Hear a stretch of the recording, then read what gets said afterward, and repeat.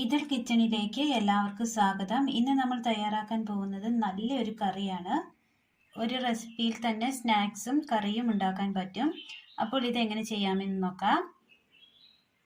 ഉരുളക്കിഴങ്ങ് ചെറുതായി അരിഞ്ഞത്, ഉള്ളിത്തണ്ട്, കോവയ്ക്ക, സബോള കൊത്തി അരിഞ്ഞത്, തക്കാളി കൊത്തി അരിഞ്ഞത്, സബോള നീളത്തിലരിഞ്ഞത്, ഗോതമ്പ് പൊടി, കറിവേപ്പില, ചെറിയുള്ളി. മസാലപ്പൊടികളൊന്നും നമ്മൾ ഇതിനകത്ത് കാണിച്ചിട്ടില്ല, തുടർന്ന് വീഡിയോ കാണാം. ഗോതമ്പ് പൊടിയിലേക്ക് അല്പം ഉപ്പിട്ട് കൊടുക്കാം. അത് കുഴയ്ക്കുവാൻ ആവശ്യമായ വെള്ളം. നന്നായി ഒന്ന് കുഴച്ചെടുക്കാം. മാവ് അങ്ങനെ നല്ലതുപോലെ കുഴച്ചെടുത്തിട്ടുണ്ട്. ചപ്പാത്തിക്ക് കുഴയ്ക്കുന്ന പരുവത്തിൽ വേണം നമ്മൾ കുഴച്ചെടുക്കുവാൻ. ഇത് അല്പസമയം മൂടി വെക്കാം. അടുപ്പത്തൊരു ചട്ടി വെച്ച് കൊടുത്തതിന് ശേഷം അതിലേക്ക് അല്പം വെള്ളം ഒഴിച്ചു കൊടുക്കാം. ഉരുളക്കിഴങ്ങ്, ഉപ്പ് ആവശ്യത്തിന്, മൂടി വെച്ച് വേവിച്ചെടുക്കാം. അടുപ്പത്തൊരു പാൻ വെച്ച് കൊടുത്ത് അല്പം വെളിച്ചെണ്ണ ഒഴിച്ചു കൊടുക്കാം. ചൂടായ എണ്ണയിലേക്ക് കടുക് ഇട്ട് കൊടുക്കാം. കടുക് അങ്ങനെ നല്ലപോലെ പൊട്ടിയിട്ടുണ്ട്. അതിലേക്ക് ചെറുതായി അരിഞ്ഞ സബോള, കോവയ്ക്ക, ഉള്ളിത്തണ്ട് അരിഞ്ഞത്,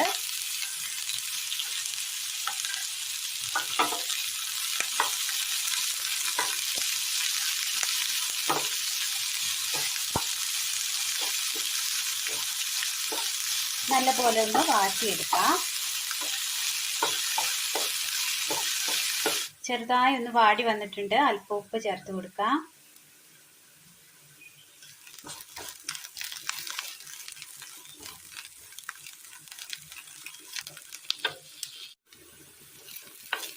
എല്ലാം അങ്ങനെ നല്ലപോലെ വെന്ത് വാടി വന്നിട്ടുണ്ട്. ഇതൊരു പാത്രത്തിലേക്ക് മാറ്റി വെക്കാം. അതേ പാനിൽ തന്നെ തക്കാളി ഇട്ട് കൊടുത്ത് ഒന്ന് വാട്ടിയെടുക്കാം.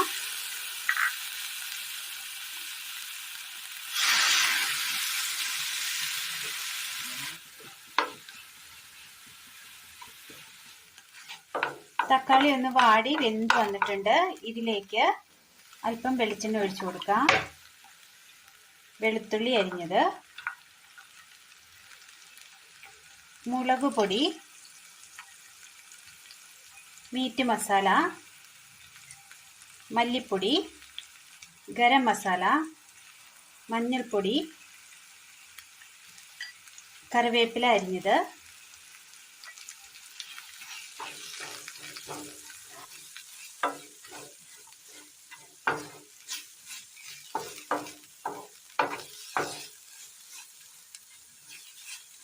വെള്ളം എല്ലാം നല്ലപോലെ വറ്റി ഉരുളക്കിഴങ്ങ് അങ്ങനെ വെന്ത് കിട്ടിയിട്ടുണ്ട്. ഇതൊന്ന് ഉടച്ചെടുക്കാം. മസാല അങ്ങനെ നല്ലപോലെ മൂത്ത് വന്നിട്ടുണ്ട്. ഇതിലേക്ക് വാട്ടി വെച്ചിരിക്കുന്ന വെജിറ്റബിൾസ് ഇട്ട് കൊടുക്കാം. ഉടച്ചെടുത്ത ഉരുളക്കിഴങ്ങ് മിക്സ് ചെയ്തെടുക്കാം.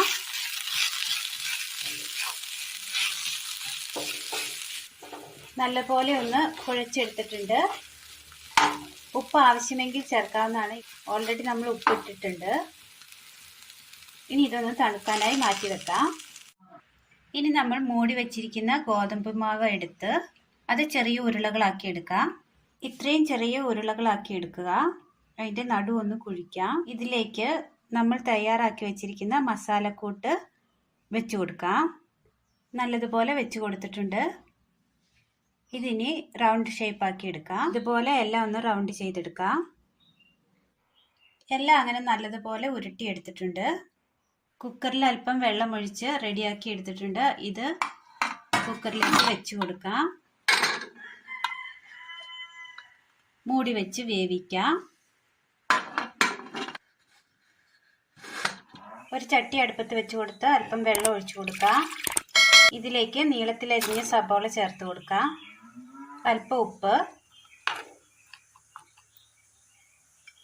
മൂടി വെച്ച് വേവിക്കാം.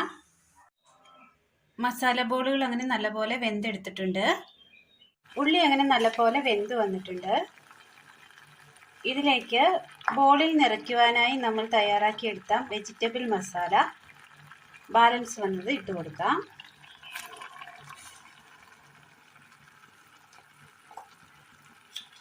നല്ലപോലെ ഒന്ന് മിക്സ് ചെയ്തെടുക്കാം. വെള്ളം അല്പം കുറവാണ്, അല്പം ചൂടുവെള്ളം ഒഴിച്ചു കൊടുക്കാം.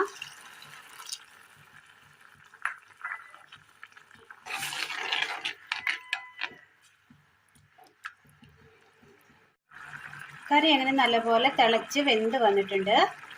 മസാല ബോൾസ് കറിയിലേക്ക് ചേർത്ത് കൊടുക്കാം.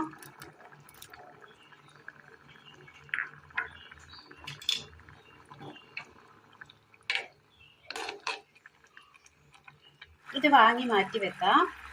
അടുപ്പത്തൊരു പാൻ വെച്ച് കൊടുത്ത് അല്പം വെളിച്ചെണ്ണ ഒഴിച്ചു കൊടുക്കാം. ചൂടായ വെളിച്ചെണ്ണയിലേക്ക് അല്പം ഉഴുന്നുപരിപ്പ് ചേർത്ത് കൊടുക്കാം.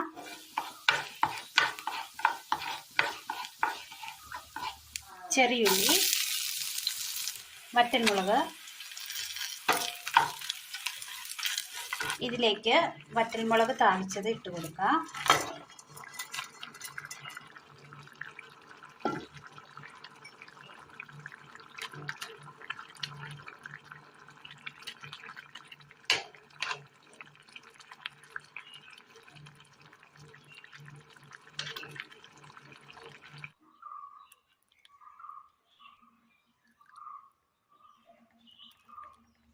അപ്പോൾ ഇന്ന് നമ്മൾ തയ്യാറാക്കിയത് മസാല ബോൾ കറിയും മസാല ബോളുമാണ്.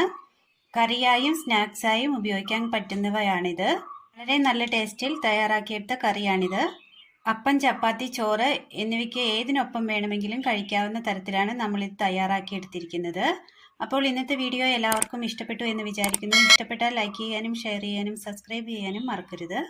താങ്ക്